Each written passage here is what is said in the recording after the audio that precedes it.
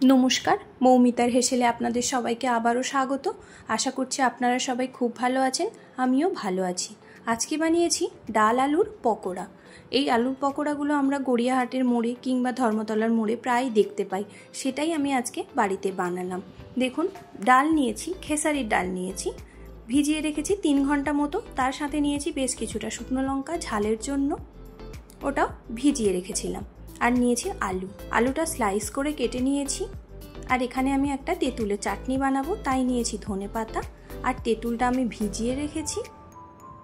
আর তার সাথেই নিয়েছি কাঁচা লঙ্কা বেশ কয়েকটা ঝালের জন্য, আর নিয়েছি কিছুটা রসুন।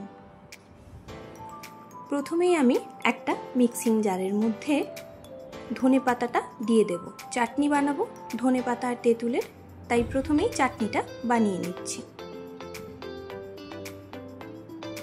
দিয়ে দিলাম ধনেপাতা, তার সাথে দিয়ে দিলাম কাঁচা লঙ্কা আর দিয়ে দিচ্ছি 3 কোয়া মতো রসুন। দেখুন ছোট ছোট রসুন দিলাম, 3 থেকে 4 কোয়া দিতে হবে। আর দেব তেঁতুলের পাল। এই চাটনির সাথে পকোড়াটা খুবই ভালো লাগে, সন্ধ্যাবেলা বানিয়ে দেখতেই পারেন, খেতে হয় খুবই টেস্টি।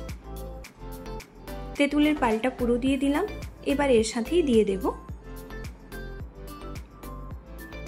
চাট মশলা। আমি চাট মশলা দিলাম 1 চামচ মতো, 1 চা চামচ মতো দিয়েছি। আর বিট লবণ দিলাম পরিমাণ অনুযায়ী, টেস্ট অনুযায়ী আপনারা দিয়ে দেবেন লবণটা। দিয়েই মিক্সিতে ঘুরিয়ে নিলেই রেডি হয়ে যাবে তেঁতুল আর ধনেপাতার চাটনি। রেডি একদমই তেঁতুল আর ধনেপাতার চাটনি। এবার আমি ডালটা বেটে নেব। দিয়ে দিচ্ছি বেশ কিছুটা রসুন, আর দিয়ে দিচ্ছি ভেজানো লঙ্কা, আর দেব ডাল।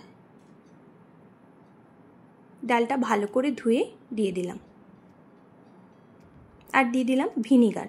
ভিনিগার দিলাম 1 চা চামচ মতো, জল দেওয়া যাবে না, দিয়েই আমি বেটে নিয়েছি। দেখুন একদম শুকনো শুকনো করে ডালটা বাটতে হবে, আর খুব মিহি করা যাবে না, একটু গোটা গোটা রাখতে হবে।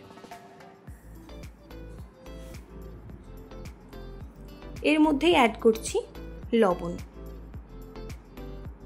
টেস্ট অনুযায়ী লবণটা দেবেন। আর তার সাথে দিলাম 1 চিমটি মতো বেকিং সোডা। আর কালারের জন্য দেব হলুদের গুঁড়ো। দিয়ে এটা বেশ ভালো করে কিছু সময় ফেটিয়ে নিতে হবে। মিনিট 5 মতো হাতটাকে এইভাবে ঘুরিয়েই ফেটিয়ে নিতে হবে। দেখবেন ডালটা অনেকটা ফুলে উঠেছে। জল দেওয়ার কারণে পাতলাও হয়ে যাবে, জল দেওয়ার কোনো দরকার নেই। আর আলুটাকে আমি ডালের মধ্যে ডুবিয়ে ডুবিয়ে এবার তেলের মধ্যে দিয়ে দেব। তেলটা আমি আগে থেকেই গরম করতে বসিয়ে রেখেছিলাম। দেখুন এইভাবেই দিয়ে দিতে হবে, যেরকম করে আমরা বেগুনিগুলো ছাড়ি না বেসনের মধ্যে ডুবিয়ে, ওইভাবেই ছাড়তে হবে। দেখুন সবগুলোই আমি দিয়ে দিলাম। এবার কিছু সময় ভাজা হতে দিতে হবে। দিয়ে উল্টে পাল্টে কালার চেঞ্জ হয়ে গেলেই তুলে নিতে হবে, দিলেই রেডি।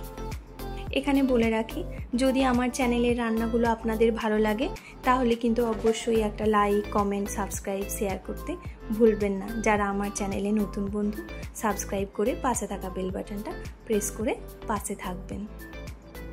দেখুন পকোড়াগুলোর একদমই কালার চেঞ্জ হয়ে গেছে, সুন্দর কালার হয়ে গেছে।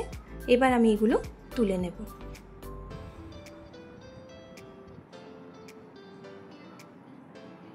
এভাবেই তুলে নেব।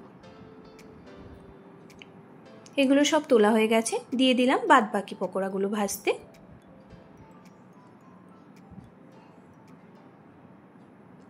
এটা সন্ধ্যাবেলা স্ন্যাক্সের জন্য খুবই ভালো, অবশ্যই বাড়িতে বানাবেন। দেখা হচ্ছে অন্য ভিডিওতে। ভালো থাকবেন।